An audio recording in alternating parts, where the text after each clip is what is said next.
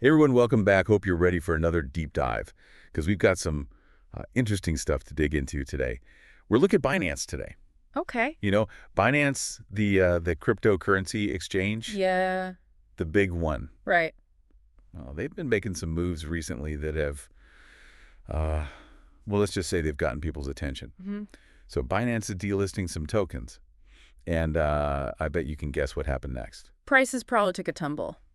Yeah, and we're not talking pennies here. Oh, Some of these cryptos dropped by almost half. wow. That's Yeah, Isn't it it? is. So we got to figure this out. What's going on? Why'd they delist these tokens? And what does it mean for the whole crypto world? You ready to dive in? Let's do it. All right. So the tokens we're talking about specifically are AKRO, BLZ, and WRX. hmm Now, Binance, they've said they're doing this because of their exchange policies and how these tokens are performing. Right. So that's the thing with these exchanges. Yeah, They have their own rules, their own ways of deciding what flies and what doesn't. exactly. So what are these policies? How do they decide what's good performance and what's not? Is it just about the price or is there more to it? Well, that's the question, isn't it? Yeah. For someone like me, I look at the whole picture, the technology behind the token, the community, the team behind it. You can't just focus on the price tag. I mean, delisting is a big deal, right? Huge E. I mean, we're talking about Binance here, the biggest crypto exchange out there. Yeah, if they say they don't want your token on their platform, that sends a message to the whole market. Exactly. And that message is not exactly buy, buy, buy, is it? No, not really. When a major exchange delists a token, it's like getting kicked out of the cool kids club. So that's why we're seeing these price drops. Makes sense, right? If Ah. people can't easily trade your token on the biggest platform, its value is going to take a hit. Now remember, we're talking double-digit drops here. Yeah, this is serious stuff. We're talking people losing significant chunks of their investments. Okay, so let's break down the numbers. AKRO, it's down 11%, Hmm. not great. But then you've got WRX down 23%, that's starting to hurt.